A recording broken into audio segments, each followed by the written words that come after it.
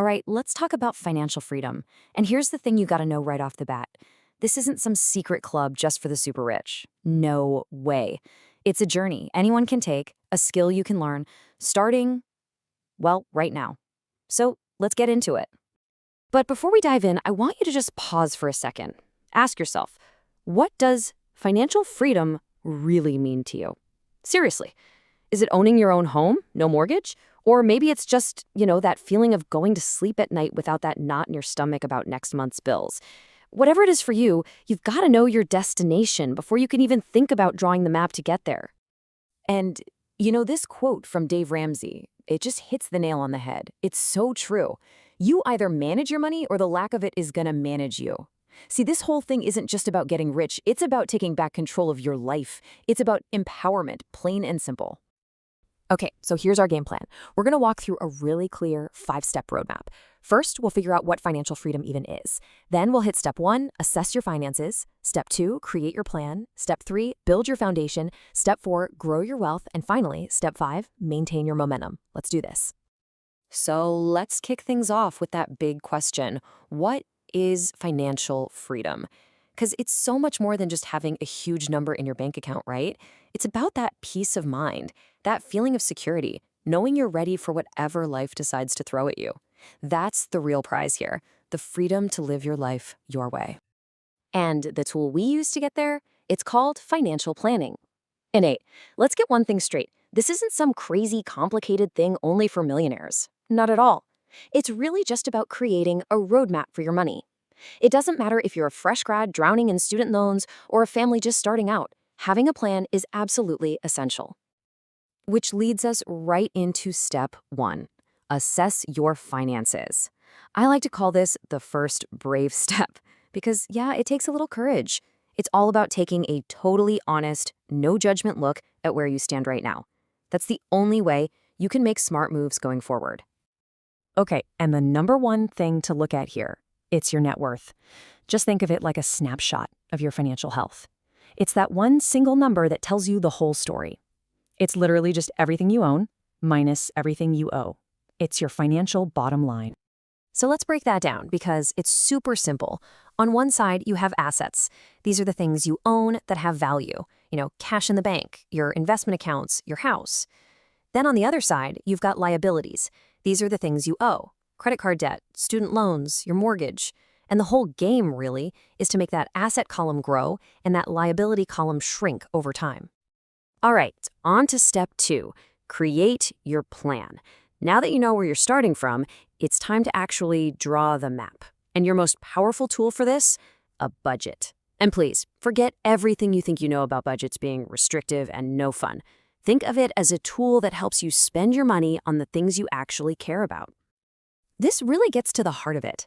A good budget isn't about telling you what you can't have, it's about being the boss of your money.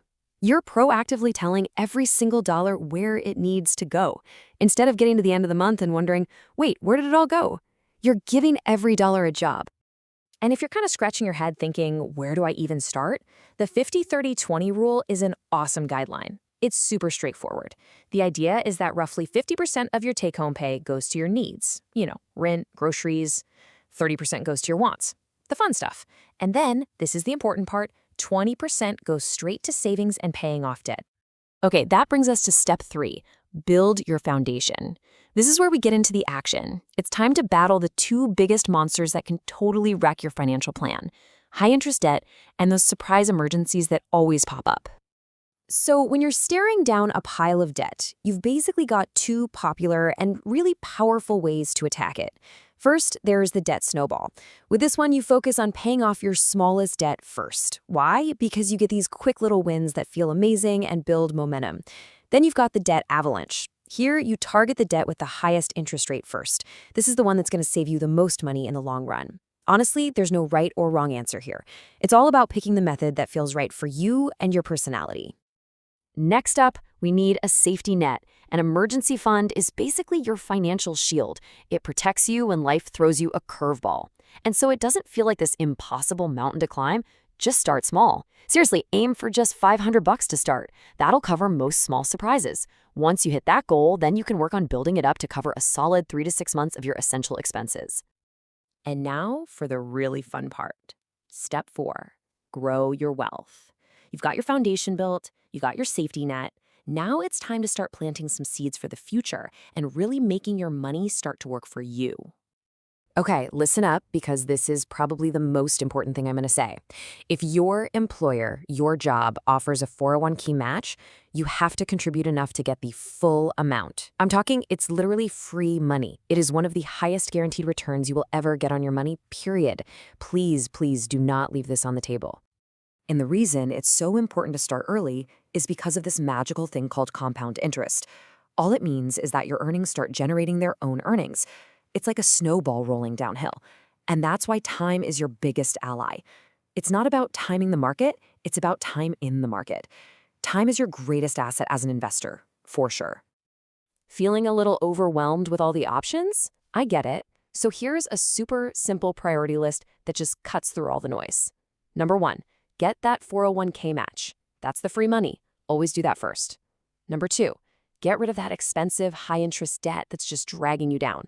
Number 3, open up an IRA, an individual retirement account, to really boost your savings. After you've done those things, then you can start saving for all your other big goals. And finally, we've arrived at step 5, maintain your momentum. This is all about how you turn these good actions into lifelong habits. This is how you don't just reach your goals, but you actually achieve what I'd call financial mastery. So, how do you keep this going for the long haul? Well, it really boils down to a few key habits. First, schedule a regular financial check-in with yourself, maybe once a year, just like a tune-up for your car. Second, as you start making more money, try to avoid lifestyle inflation. You know, that urge to spend every new dollar. Pay your future self first. Third, automate, automate, automate. Put your savings and investments on autopilot so it just happens. And last but not least, find a plan that works for you and then just stick with it. And this quote just says it all, doesn't it? If it ain't broke, don't fix it. It's so tempting to jump on the latest financial trend, but really, once you find a system that's working for you, you're saving, you're hitting your goals, just keep doing that. Consistency will beat chasing fads every single time. Just remember, this whole thing is a lifelong journey. It's not a one-and-done task. Your life is going to change, and your plan needs to be flexible enough to change with it. The goal isn't to be perfect. The goal is just to make progress by doing the right things at the right time. You know, everything we've talked about today, this entire 5-step journey, it all starts with the number 1. Just one decision to finally take an honest look at your finances. One small step to sketch out a plan. And one choice to start today. So I'll leave you with this final thought. We've talked about how financial freedom is a real, achievable destination. But what good is a destination if you don't have a map? So the real question for you is, have you drawn yours yet?